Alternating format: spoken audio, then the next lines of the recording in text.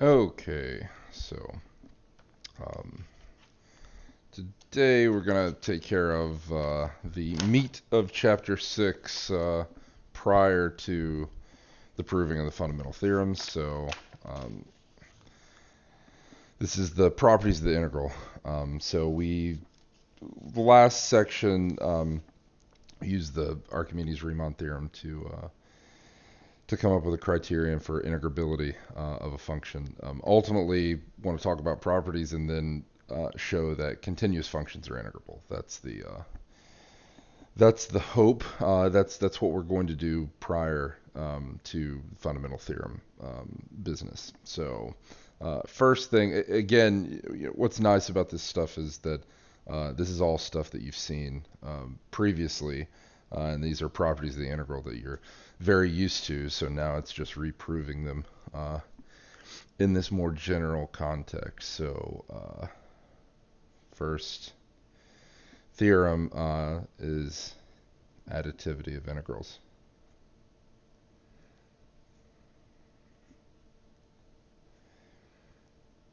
Okay.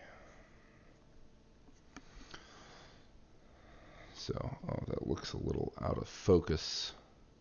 Oh, no. No, it's okay. Okay. So, what are our assumptions? So let the function f from a closed interval a, b be integrable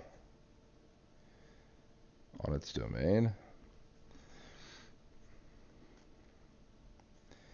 And let c be a point in the interior of its domain.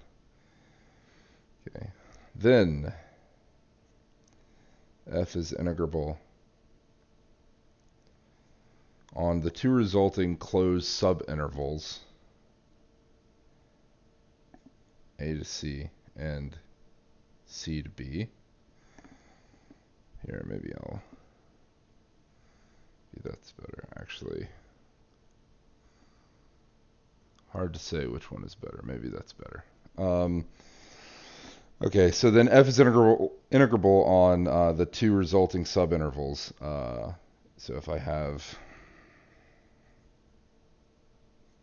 my closed interval a, b, c is some point here in the interior, then if f is integrable on this entire closed interval a, b, then it is integrable on these two pieces. And we know more than that. And furthermore, the integral from a to b of f can be computed as a sum of these pieces. The integral from a to c of f plus the integral from c to b of f. All right. So as I mentioned, these are, or this is a property that you well know. So the question is, why does this work? If I had to summarize it quickly without doing any math at all, I would say that what you get, if you think carefully, is given partition of AB, tossing in this point C and using the refinement lemma, we can construct from a sequence of partitions that work nicely for AB. You know what I mean when I say work nicely. So if I have a sequence of partitions, nicely in this context means that they are Archimedean partitions, right? They satisfy the hypotheses of the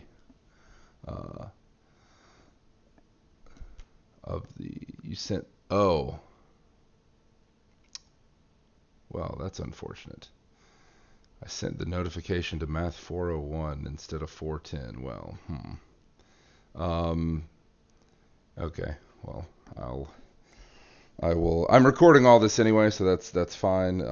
But yeah, that's unfortunate that's how it was. Okay. So anyway,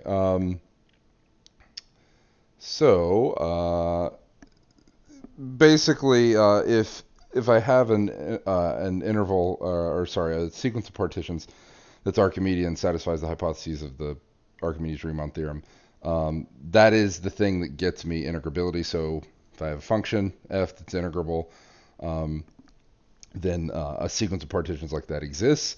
But any sequence of partitions like that turns out splits into two Archimedean partitions, it will turn out, for AC and CB. So that's how I get integrability here and here. And the reason why this splitting happens is because computing the integral from the limit of the Darboux sums, either upper or lower, it's going to get that the Darboux sums are going to split in the same way. So that's exactly that's actually the entire proof of this. So now I just have to write that out. Okay, so since f is integrable,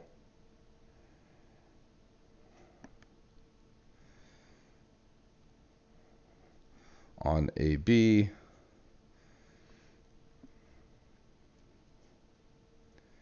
by the Archimedes-Riemann theorem,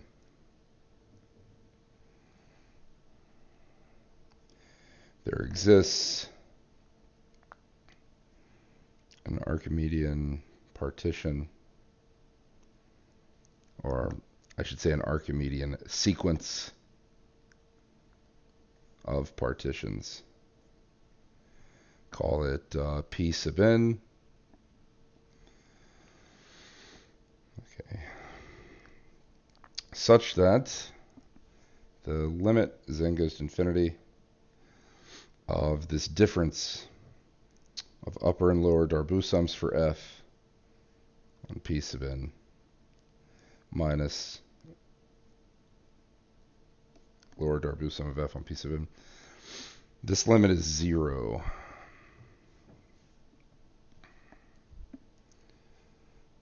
Okay.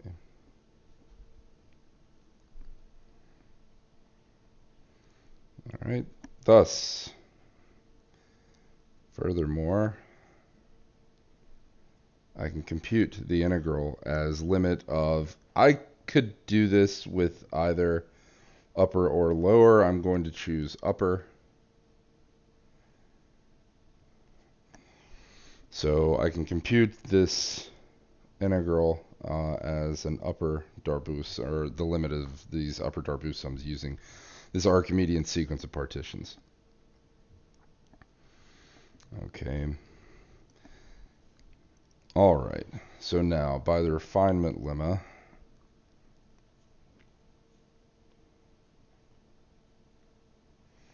notice the refinement lemma does a lot of work in these problems. So by the refinement lemma, we can suppose that C belongs to each partition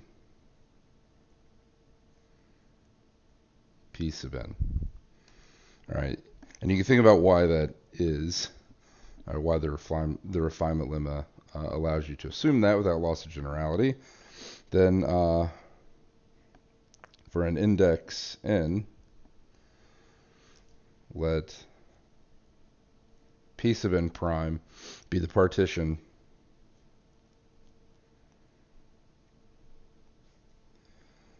of the subinterval A to C induced by P sub n, and let P sub n double prime be the partition of the other subinterval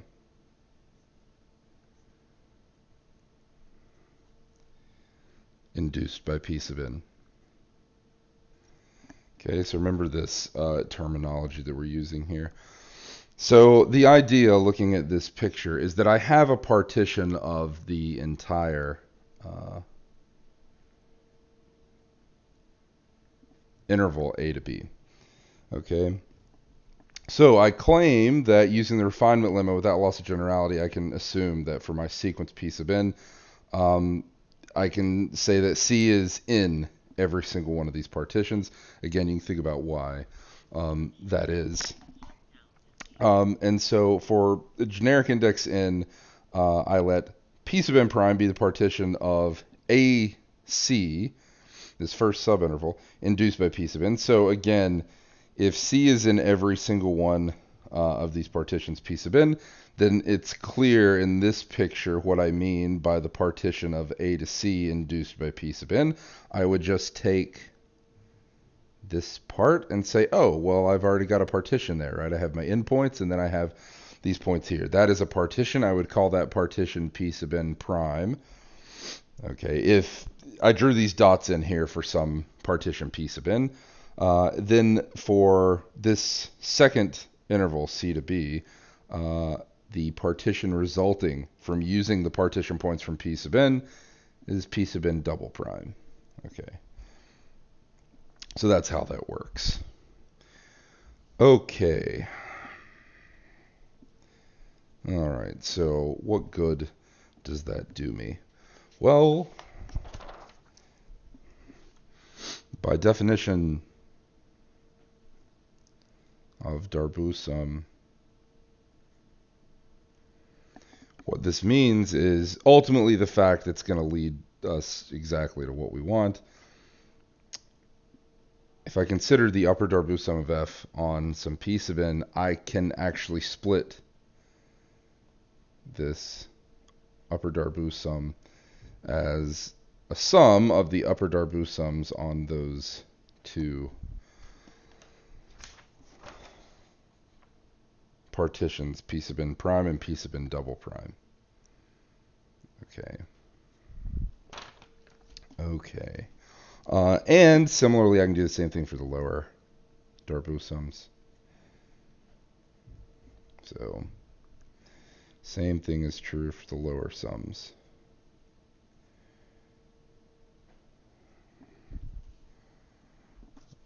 All right.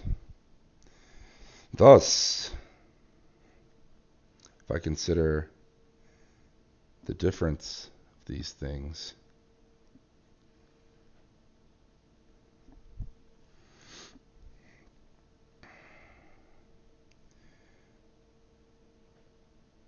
I can write this as the difference of these sums.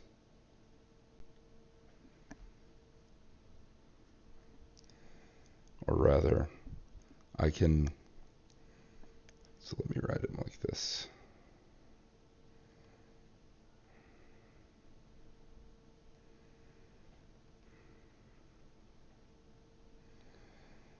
Which means that I can group these things in the following way.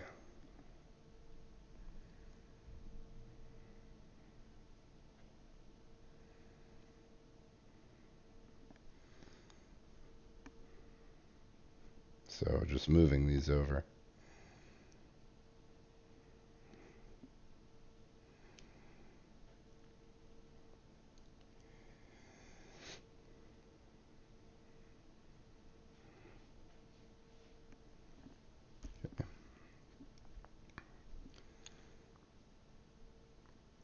Okay. Now, how does this help me? Well, by definition, just because I always know this to be the case, I know that both of these things are non-negative. Okay. What does that mean? Well, what it means is that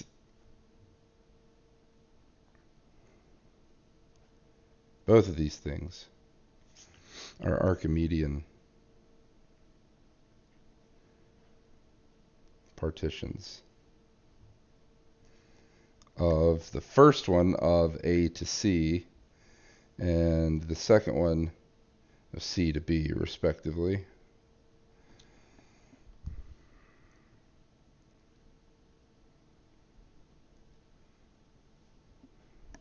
Thus, by the Archimedes-Riemann theorem,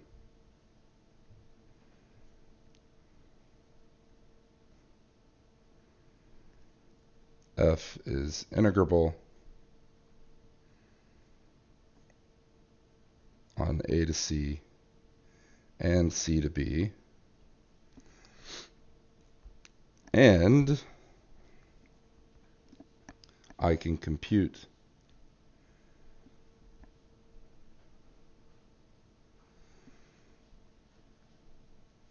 the integral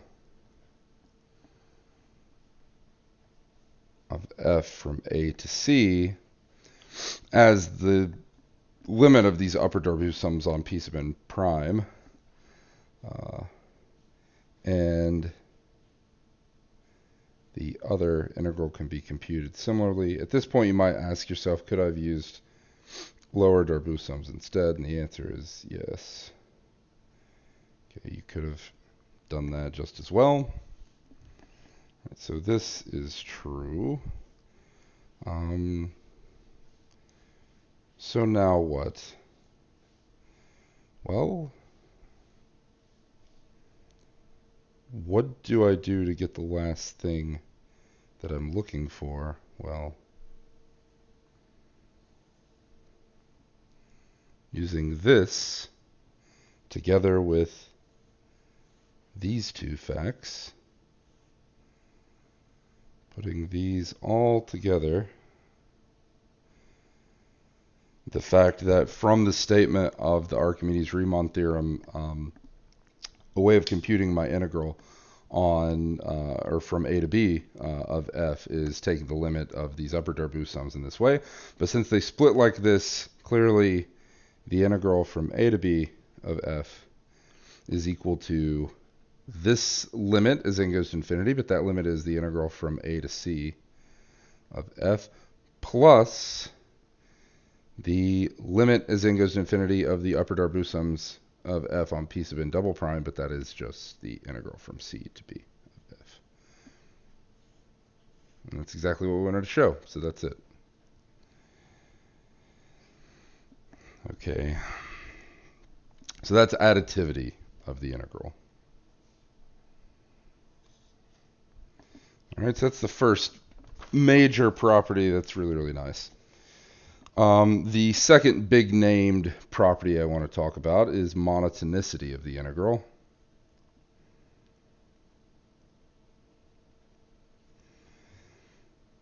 And you may correctly think that this has more to do with the fact that I have the definition of this integral coming from the Archimedes-Riemann theorem as a limit, and you know that limits are monotone in this same way, meaning that they respect inequalities.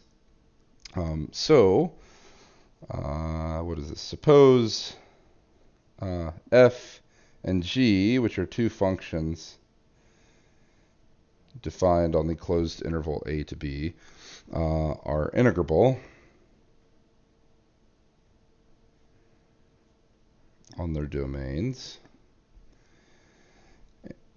And additionally, that f is dominated by g on this domain, meaning that f of x is less than or equal to g of x for all x in their domain. Then, what is true? You know what I'm about to say before I even say it. Then the integral from a to b of f is less than or equal to the integral from a to b of g. Right? Okay. So what is the proof here? So again, you're going to see the same usual suspects popping up in all of these proofs. So by the Archimedes-Riemann theorem, plus the refinement lemma,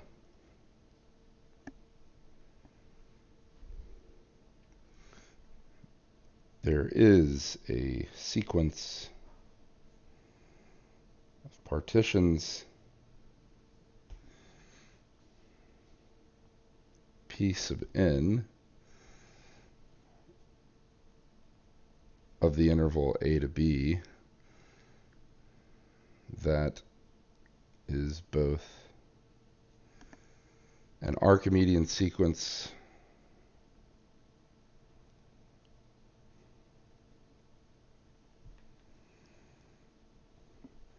for F on AB and for G on AB. Okay.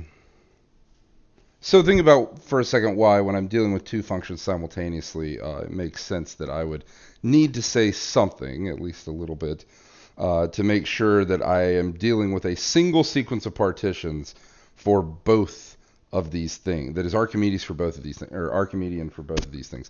So remember, a sequence of partitions being Archimedean necessarily makes reference to the function in question, because an Archimedean sequence, the defining property of that is a limit of a difference of Darboux sums. The Darboux sums are relative not only to a partition but also to a function. So definitely makes reference to functions. And as such, since I'm dealing with two functions, but I want to make statements about these things simultaneously. What that tells me is that I need to be working with sequence of partitions that's simultaneously Archimedean for F and for G. And I can do this by the refinement lemma, is basically the thing that allows me to do this. Okay. So, thus, this allows me to use limits involving the same partitions to compute integrals for both F and G. So the limit as n goes to infinity of the upper Darboux sum of F associated to this sequence of limits, or this sequence of partitions, is the integral from A to B of F, and the limit as n goes to infinity of the upper Darboux sum associated to G on the same sequence of partitions is the integral from A to B of G. Okay, so that's just directly from Archimedes remodel. Once I have a sequence of partitions that is Archimedean for both of the functions simultaneously. All right. Since F's dominated by G, though,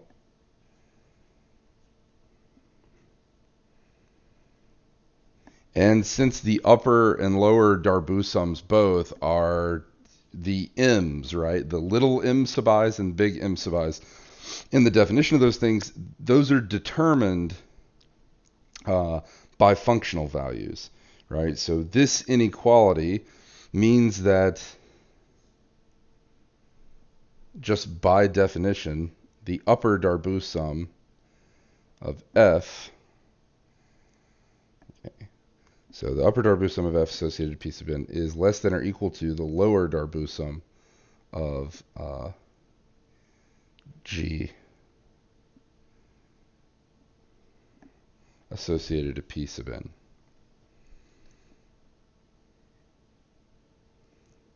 Okay.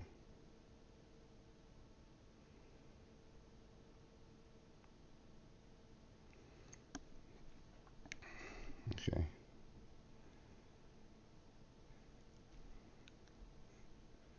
And so the integral from A to B of F, which I can write as the limit as n goes to infinity of the upper Darboux sum associated to F on the partition P sub n, is less than or equal to this limit as n goes to infinity of upper Darboux sum of G associated to P sub n, which is our method of computing this integral of G. Okay.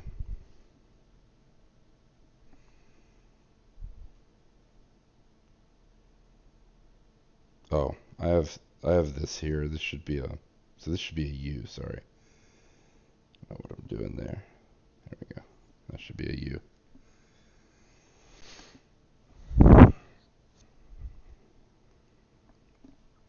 Okay. Yeah, now it's right. Okay. So that's that. So those are the two big properties. And again, I could have had you fill in the blank here before I said anything, and you would have definitely been able to pick out those properties. So those are two very, very nice properties of the integral. Now, a lemma and then one more theorem, which is linearity, which is very important here, but which I'm going to actually have you guys read rather than go over. So this is a quick lemma. This lemma is mostly important because it's used in the proof of the next theorem. So let f defined on the closed interval a to b and g similarly defined be bounded. So let them be bounded functions and let P be a partition of the closed interval a to b. Then the following inequalities hold. So 1,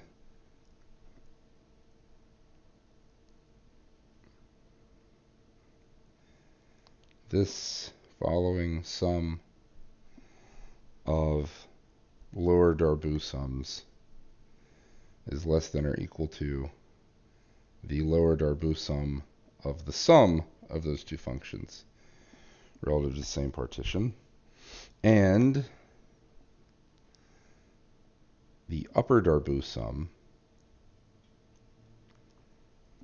of the sum of the functions is less than or equal to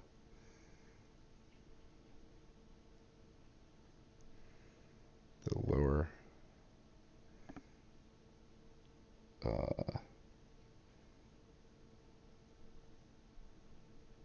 is that right? Yeah.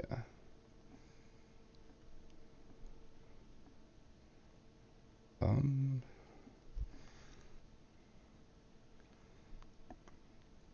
me make sure this is actually what I want to say.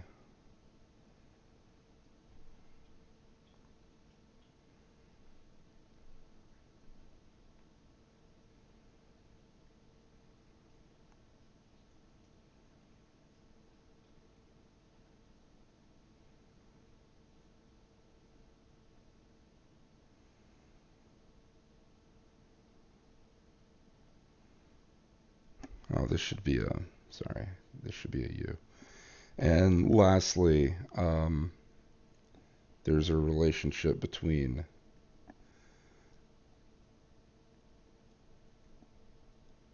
the upper Darboux sums of constants times function and multiplying constants times upper and lower Darboux sums. So actually, this statement you can quickly deduce just from the definition of upper and lower Darboux sums.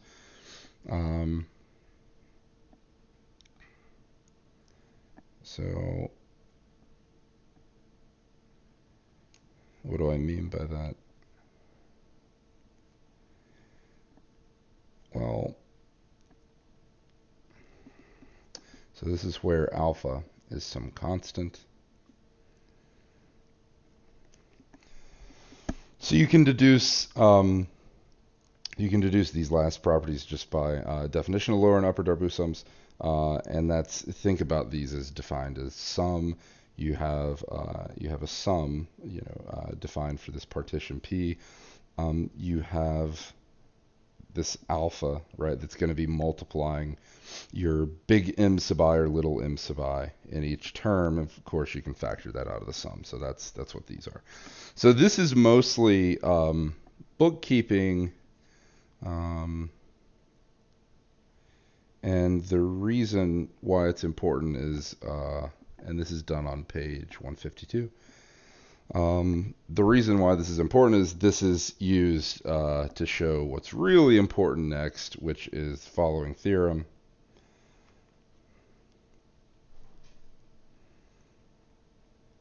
Which is the integral is linear. Okay. Okay, so let f and g defined on AB be integrable.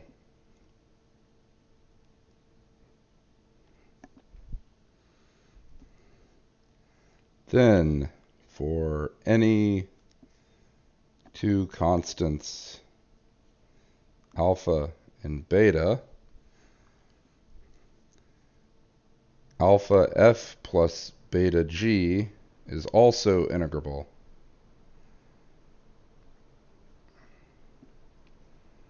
On the same domain, and the integral from a to b of alpha f plus beta g is equal to exactly what you think it is. It's alpha times the integral from a to b of f plus beta times the integral from a to b of g. Okay.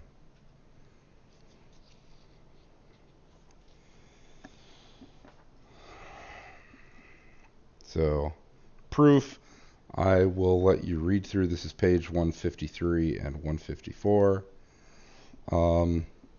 This makes use of the previous lemma.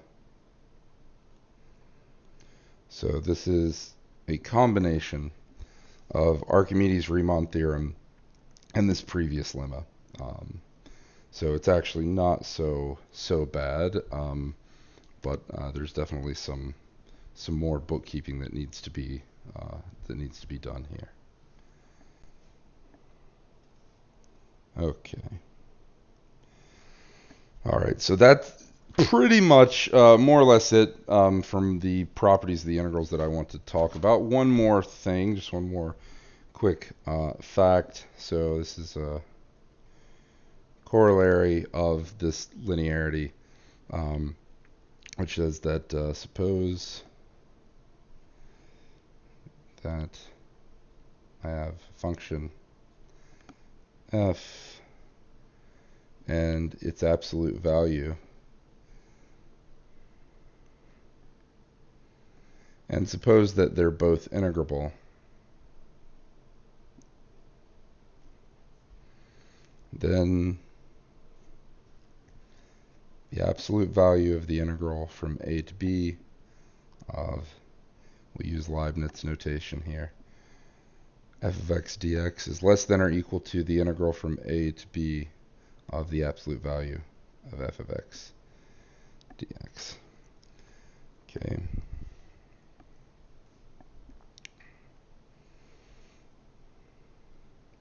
All right. So, how do I prove this? Note that for all x in the closed interval AB,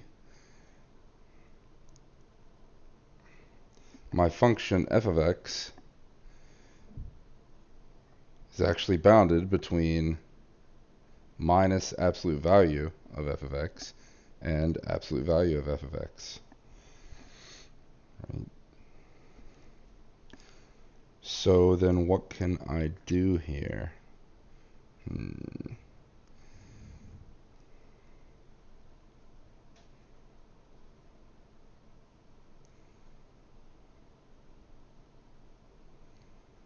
Use monotonicity as one thing to get bounds here on this, on the, I should say, the integral of f of x. But where does the integral of absolute value of f of x come in? So use monotonicity and linearity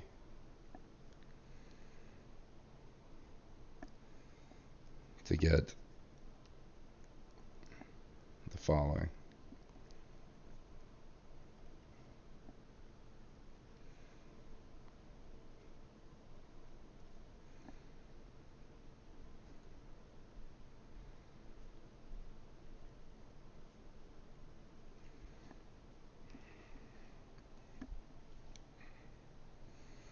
Okay. But this and this are the same thing. Right? Okay.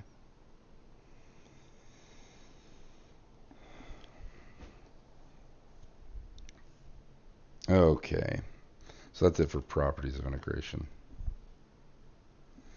Homework and exam grades. Yes, so I actually, like maybe a week and a half ago, I snuck in and got your exam grades, but I was debating on uh, how to finish the weighting. So I'm not going to give you. I think I had said earlier I was going to give like a second midterm over this stuff. I've decided instead of doing that, since your second midterm would be take home, obviously, me posted, rather than give you a midterm, which would be a list of problems or a big problem set. I'm going to take what would have been your midterm and split it into three problem sets that I'm going to post later today that you have until the end of the semester to do. And I'm going to change the weightings again um, so that more weight is given um, to these things. So I didn't want to freak anybody out by, you have a single exam score. So if you weren't happy with the exam one that I put in, I didn't want anybody freaked out. So I wanted to change that scale before I entered them. But yeah, I'll enter the exam ones soon enough. So then the next the next assignments you'll have are, like I said, they're going to be three problem sets uh, that I post. You have until the end of the semester. So last day when I'm going to actually submit grades won't be until I think like May 17th or so. So those will be due like May 17th, and then you will have a final exam, which will be a slicker problem set. These problem sets that I'm posting tonight are kind of like a warm up to your final exam, which will be listed. It will be given to you as you would get it in class. It will be like an exam, but it's really just more problems. Okay, so it's just another problem set basically. So yeah, I'll make an announcement on Elms about that later. So finishing up here, few things I wanted to say before we can get to talking about the fundamental theorems. I have to tidy up just a tiny bit and finish one of our goals. It's actually before our goals of showing the fundamental theorems. This is kind of the other thing I mentioned, which was the connection between continuous functions and integrable functions. Okay, which was a big goal of ours was to show this connection and that continuous functions are integrable. So in order to do that, I need a lemma. So my goal is to show that continuous implies integrable. We know continuous on a closed interval implies bounded, right? Which is one of the assumptions we've used for integrability, but we don't know that continuous implies integrable. Of course, in the previous lecture, I had mentioned that step functions are integrable, and since step functions are not necessarily continuous, the converse direction is not true. So we know that there are examples of integrable functions that are not continuous, but we want to show that being continuous is a stronger thing, that a continuous function is necessarily integrable. Okay, and so in order to show this, so I need a preliminary lemma.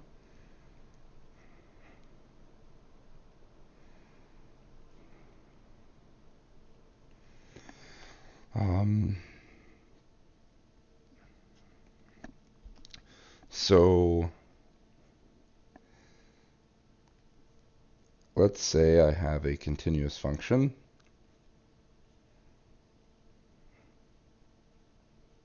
So let f be continuous and p be a partition of the closed interval AB.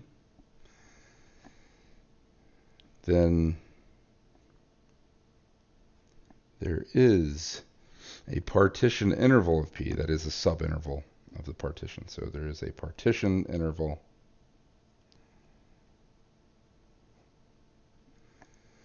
of P that contains 2 points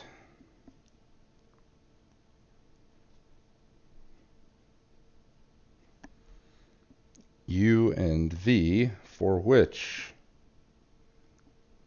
the following inequality holds.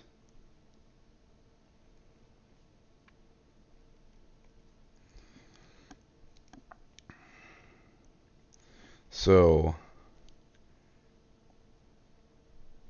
my difference between upper and lower Darboux sums of f relative to p is bounded above by my functional difference between u and v, or v and u, doesn't matter. I can swap the roles if I need to, times b minus a. Okay. All right.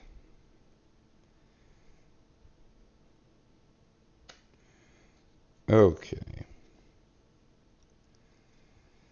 So what we do here is abuse the fact that f is continuous, meaning that it is bounded.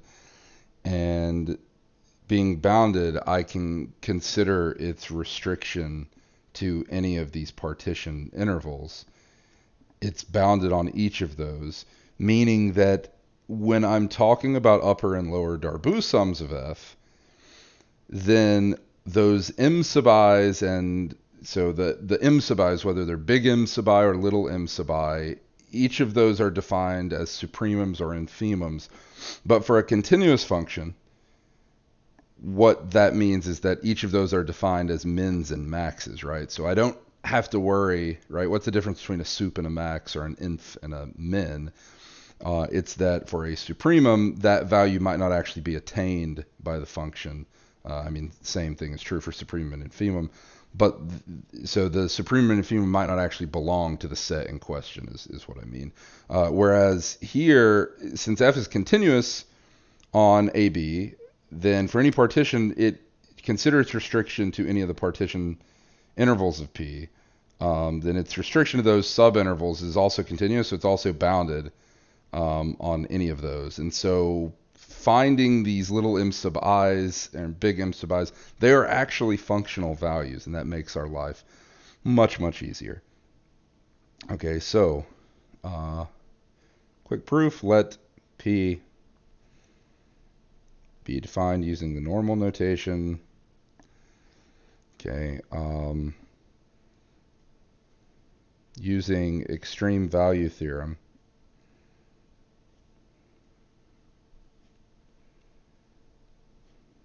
For f on any partition interval,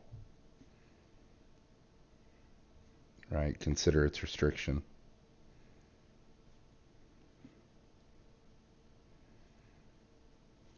So consider its restriction to any partition interval that you want to talk about. Then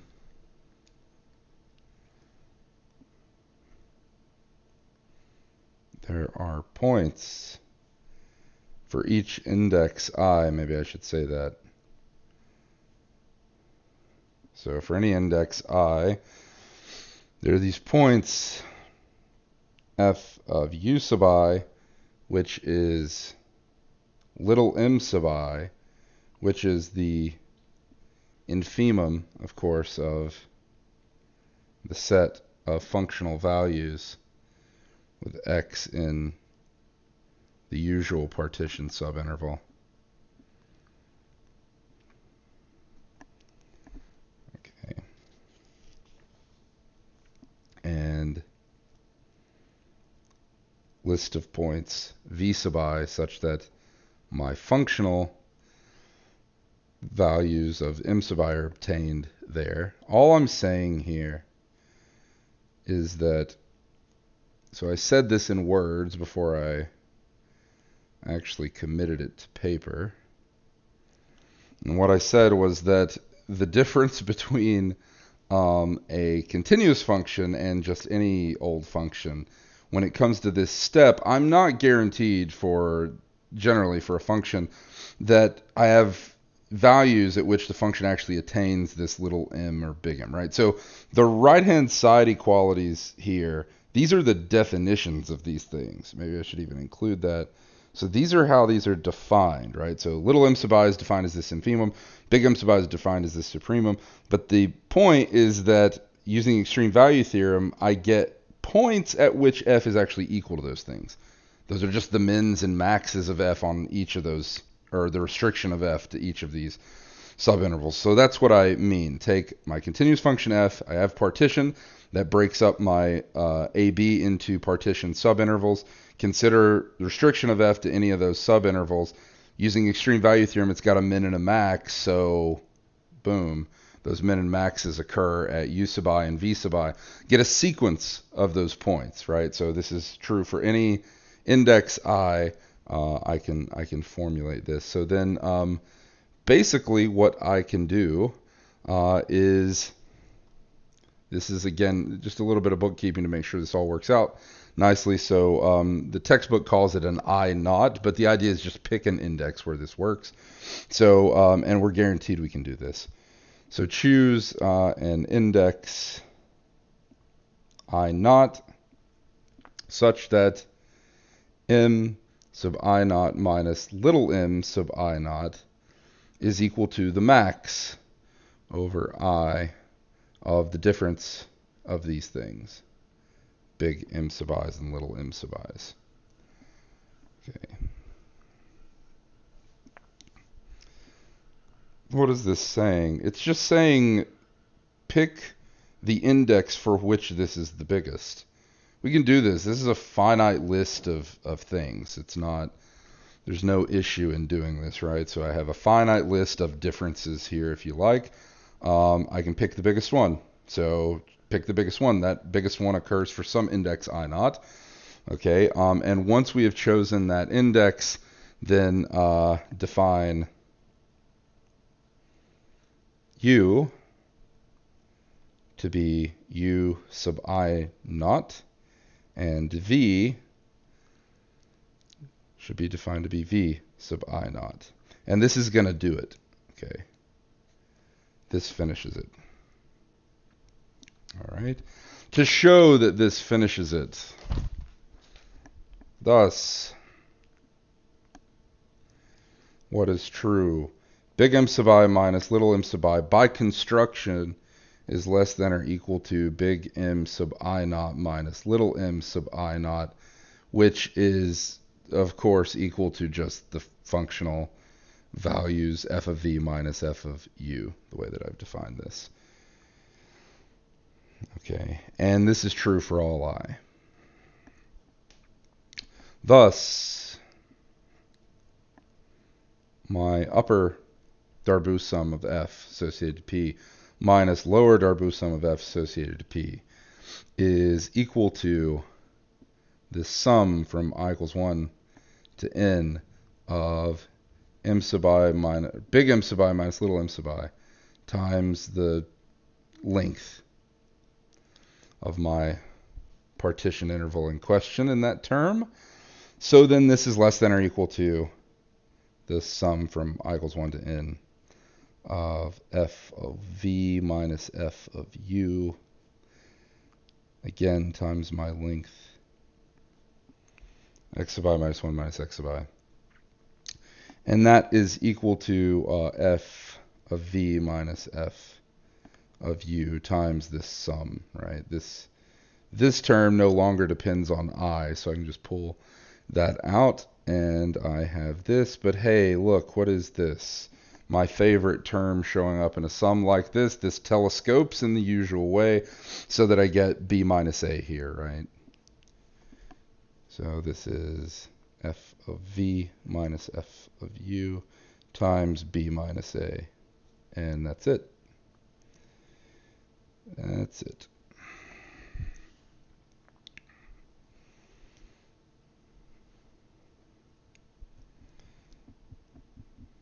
Okay.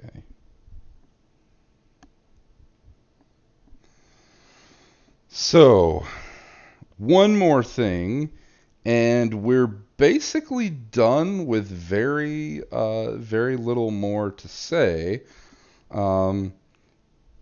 And that's the following. So, well, I should say that we're done in many of the situations that we care about, and then to say more takes a little bit more work, but which I'll discuss in a little bit. But the thing that I wanted to draw your attention to was something that we did.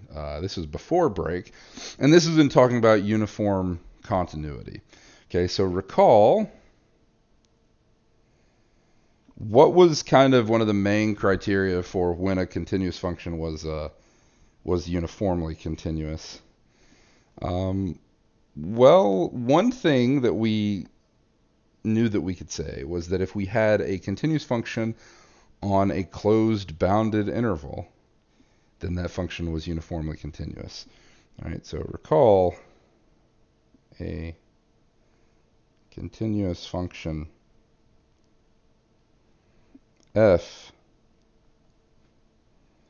on a closed and bounded interval ab is uniformly continuous. This wasn't true in general for just general continuous functions.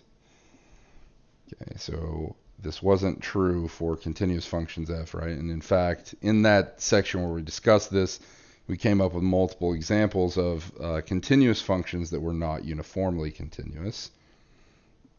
Okay, but a continuous function on a closed bounded interval is uniformly continuous. Okay, so i.e., what does that mean? For any two sequences, say u sub n and v sub n,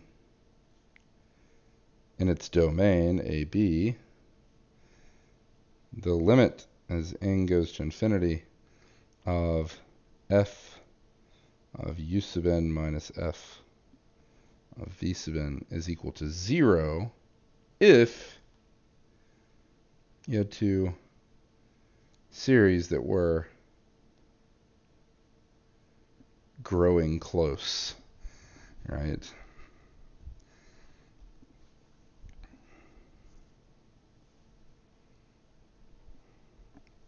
It turns out that this is what's going to give us integrability.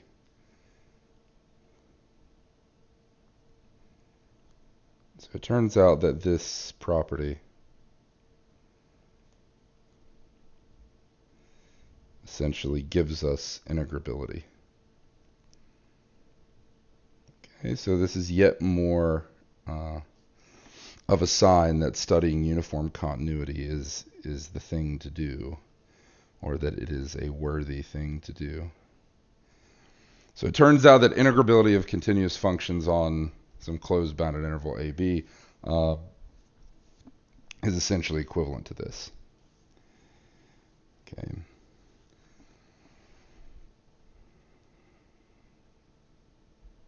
Okay, so what is the statement? So theorem.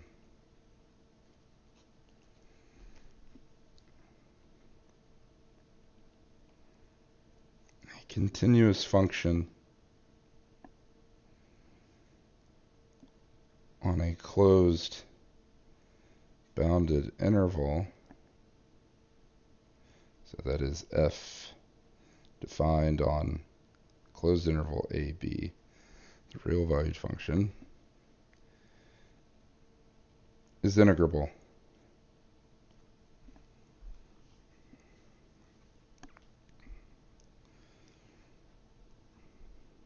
Okay,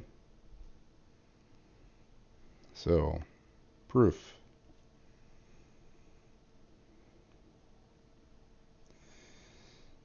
So using the Archimedes Riemann criterion, let P sub n be any sequence of partitions of the interval AB such that the limit as n goes to infinity of the gap of p sub n goes to 0. Remember quickly, I'm not going to write out the definition of the gap, but just intuitively, when you see gap of partition, the gap of partition is just the length of its longest partition interval. So it's the length of the longest subinterval of the partition. So let P sub n be any sequence of partitions of AB such that this is true. We will show that P sub n is an Archimedean sequence of partitions for F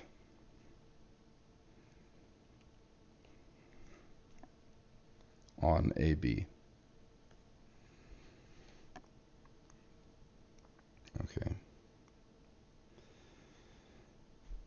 Okay, so by the previous lemma,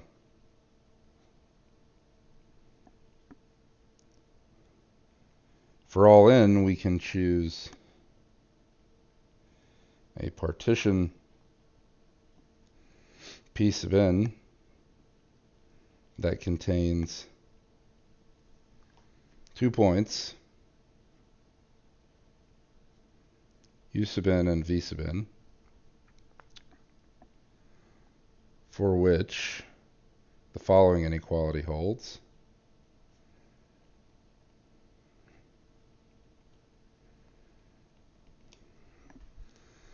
So this is the inequality from the previous lemma.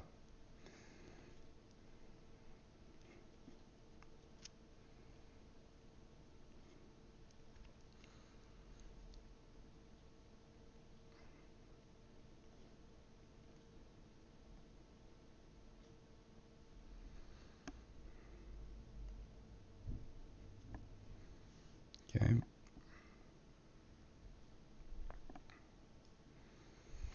All right. Note, in particular, that since U sub n and V sub n belong to a common, they actually belong to the same subinterval, right? So they belong to a common partition interval of P sub n. So they belong to a common subinterval. So then their difference is less than or equal to the gap of P sub n.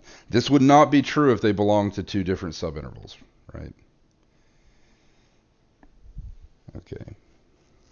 So this wouldn't be true necessarily if they belong to different subintervals, but they don't. They belong to a common one. You can see that from the construction in the previous lemma. Okay. Thus, with a little bit of reasoning, the sequence that we've chosen, or these two sequences that we've chosen, U sub n, V sub n, are sequences in AB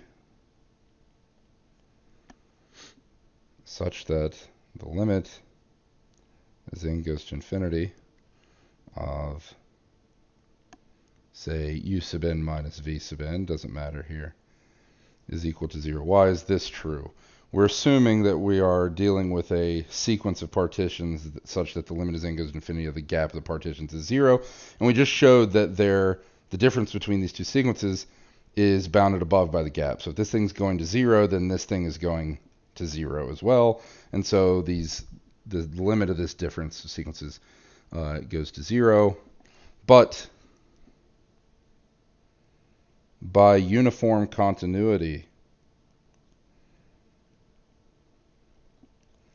of a continuous function on a closed bounded interval,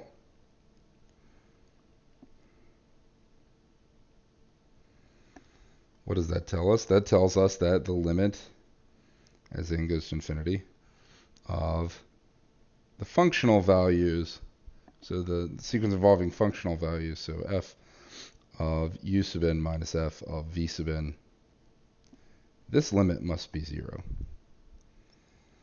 Okay. So one more thing is required here. Thus, we have this estimate. So 0 is less than or equal to the limit as n goes to infinity of u of f pn minus l f pn. So this limit is less than or equal to the limit as n goes to infinity of little f of vn minus f of un times b minus a. But as I showed before, this thing is going to 0. Right? This thing limits to 0. And so the limit as n goes to infinity of this difference is 0.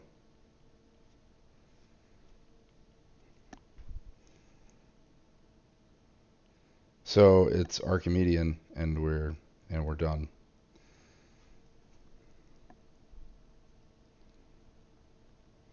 So P sub n is Archimedean.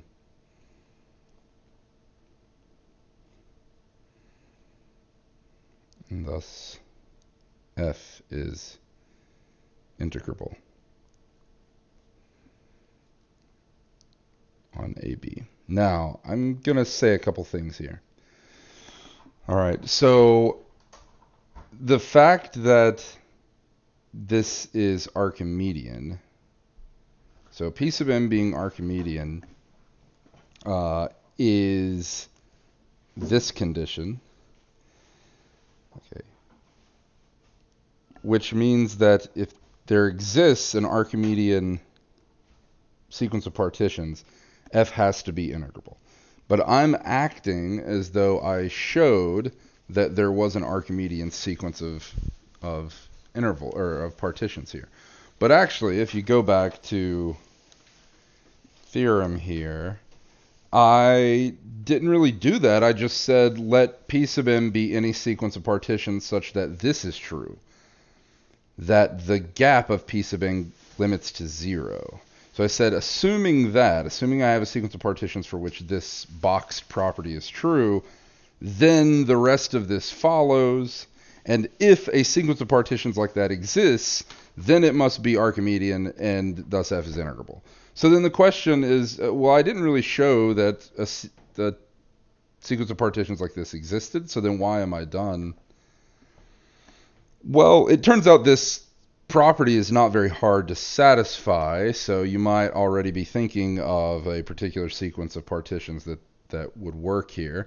So for instance, take the regular partitions for some n, right? So take the regular partition of AB for a given n, and this gives you trivially an example of a sequence of partitions. The limit of the gap is 0, right? So as n increases, you're breaking this up into more and more equidistant pieces.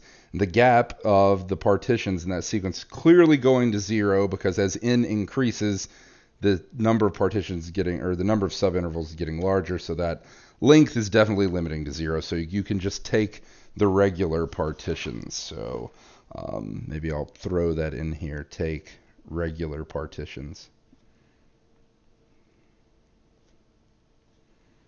of AB, and that does it. Okay. Now, there is a generalization of this that we could need later when we talk about FTC 1 and 2. So I'll state that next time. I'm not going to prove it because it takes a lot of effort, and what we just showed is mostly what we care about. But there is like I said, a slightly more general thing that we'll use later that I will state but won't prove. So I'll do that at the beginning next time, and then I hope to mostly finish with talk of the fundamental theorems next time, which will finish our discussion of Chapter 6. And so if you're looking along in the textbook, Chapter 7 we're not going to discuss, and so immediately following Chapter 6 we'll start with some Chapter 8 material. So as I mentioned earlier,